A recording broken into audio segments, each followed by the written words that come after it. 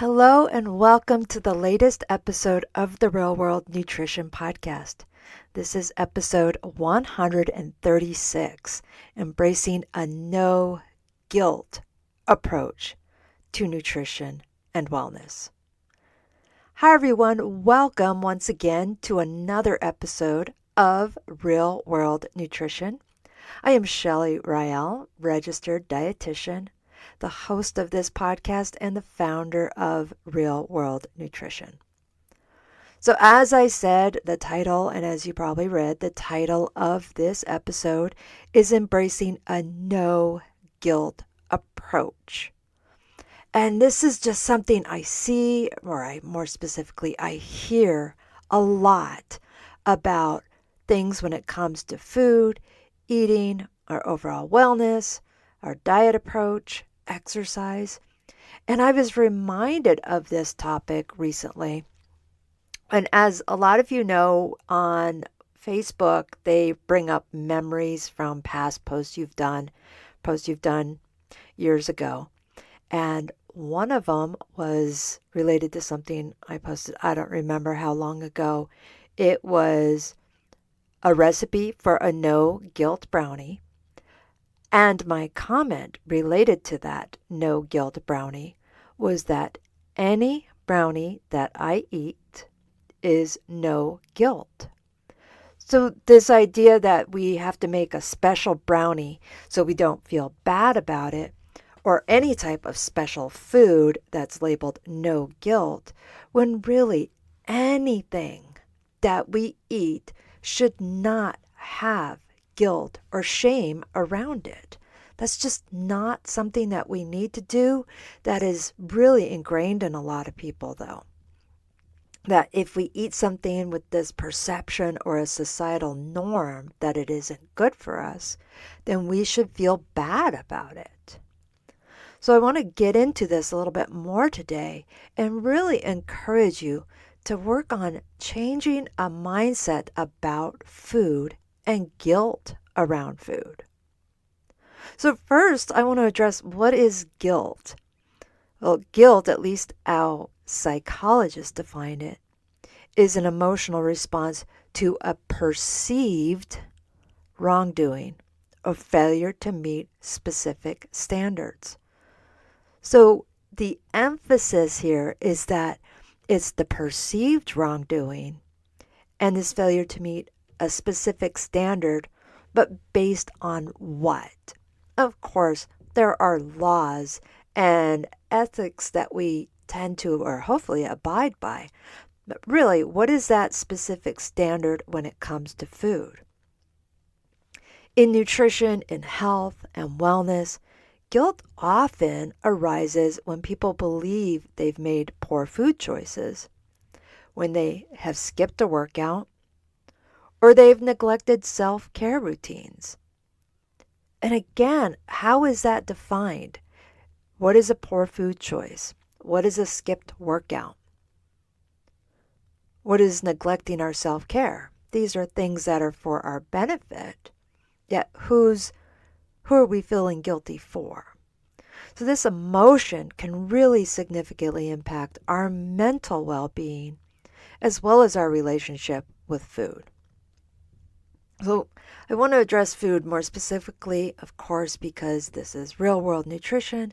I'm a dietitian, and other things do come into play with this. I did mention exercise or self-care, but really I want to address the food primarily. So why do we feel guilty about food, or why do people feel guilty about food? Well, you may have all kinds of answers here. The reasons are really multifaceted. There's societal norms, there's media influences, there's personal beliefs about food morality, and this all contributes to this phenomenon. So some of the things I hear is, why do people feel guilty about food? Well, people have shamed me for eating at McDonald's. I don't do it all the time. I don't eat anywhere and specifically all the time. But where I live, it is a very rural state. And if I've got an hour drive ahead of me and I really need something to eat and there's only one option, guess where I'm going? And people can look at me the way they want to, but I do not have guilt related to that. But people hear a name, hear a type of food, hear a brand, and they want it to be bad. But there are choices we can make in each of those situations. And it is not good or bad. But we are bombarded with messages that label certain foods or certain brands or certain restaurants as good or bad. And this can cause people to lead to feelings of guilt when we indulge in those so-called bad foods or these brands that are ruining our lives, which they aren't. But people often feel this pressure to adhere to strict dietary rules. And really, in the big picture, I share where I eat. I don't brag about it. I just mention it in passing sometimes. I don't talk about it that often because people have some feeling that I'm implying something by what I do or don't eat, when really it is all personal choice. If people choose not to have something, fine. But there shouldn't be guilt around that, or they shouldn't choose to not eat something because of guilt. So there's oh my gosh, there's a lot of times there's pressures for us to adhere to rules that causes guilt when we deviate from them. So rules around food. So food rules is a common thing. And this can be related to a specific diet. Lots of diets have these lists of no foods. So the list of foods that are off limits, or at least during certain phases of the diet. And this is something where I say, if there's a list of no foods, don't do that diet. That is a red flag for me, and I share that with people. If it's telling you can't have something, what is that? This is based on a belief that some foods or types of foods are evil. And really, they're not. Having a food in moderation is okay. I'm not eating at McDonald's all the time, not even every month, maybe twice, 3 times a year. And again, it's based on convenience. But people have this idea or this label that foods are evil. I have seriously had people tell me that carbs are evil or carbs are the devil, and I am not kidding on that. And I assure you, while I've never met the devil that I know of, a banana is not likely how the devil will show up. At least that's my opinion there. So here's the truth. Food is not inherently good or bad. It just is not. Consuming a food should never elicit feelings of guilt. All foods can fit into a balanced diet. Of course, if you're allergic to something, don't eat that. But there's been a dietitian that has often said, well, people shouldn't eat certain foods if they're allergic to it. Obviously, don't be ridiculous. But really, all foods fit in a balanced diet.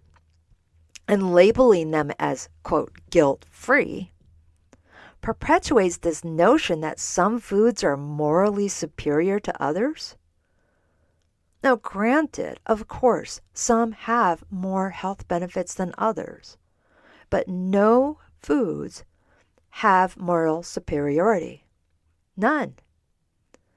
Additionally, going on about food being organic or non-GMO or from a specific store adds a layer of superiority when there is none.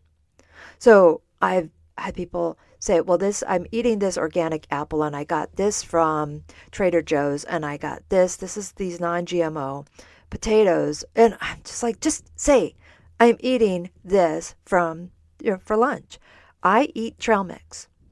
I eat nuts. I eat dried fruit.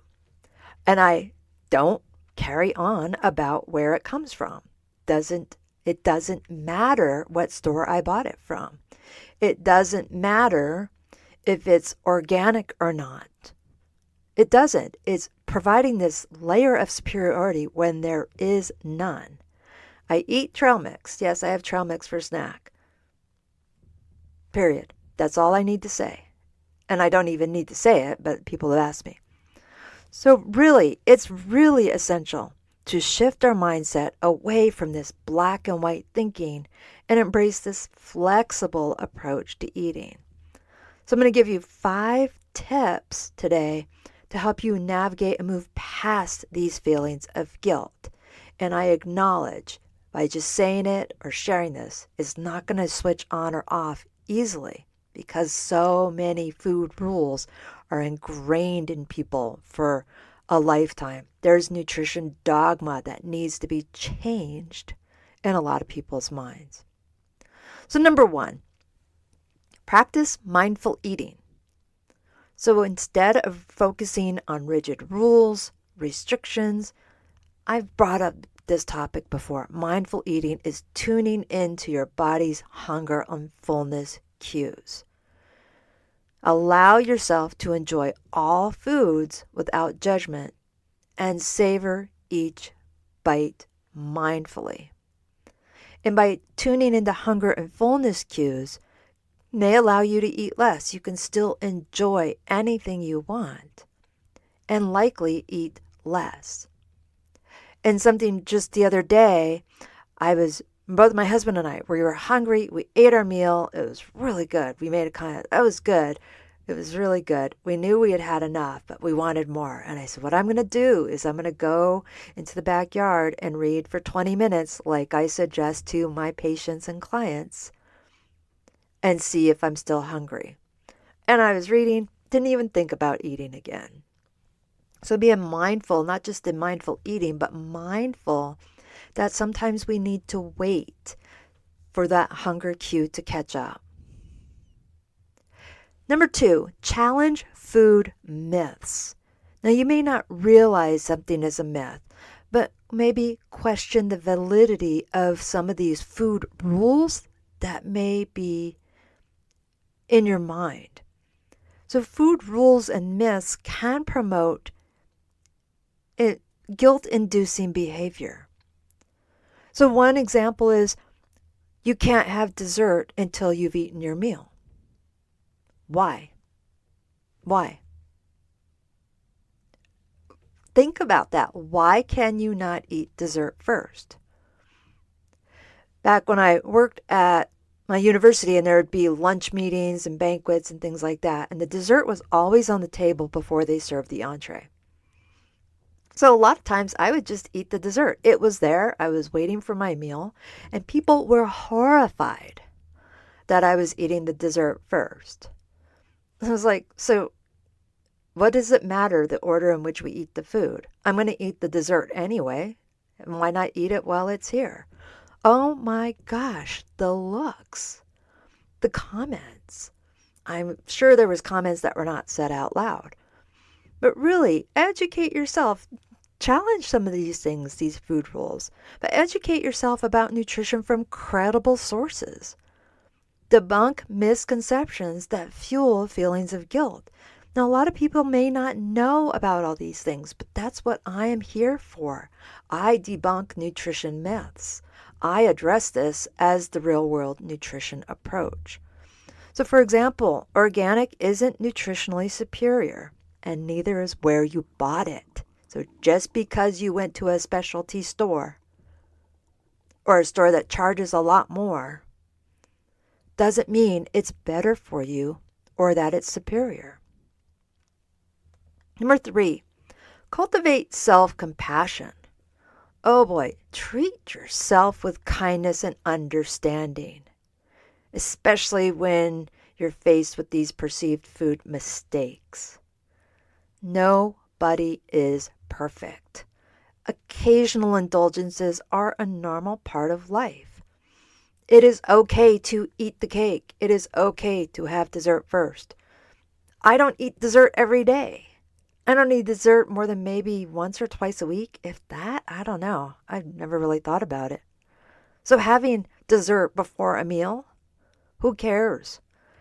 I mean, that's that self-compassion. I know this isn't as simple as what I'm saying, but how does one day, how does one meal, how does one food make a difference overall? Some people may be horrified that I ate the cake at all, let alone before or after the meal. Just, I can't believe you had all that sugar. Back off. Who cares? It's not going to kill me. That one dessert is not going to kill me.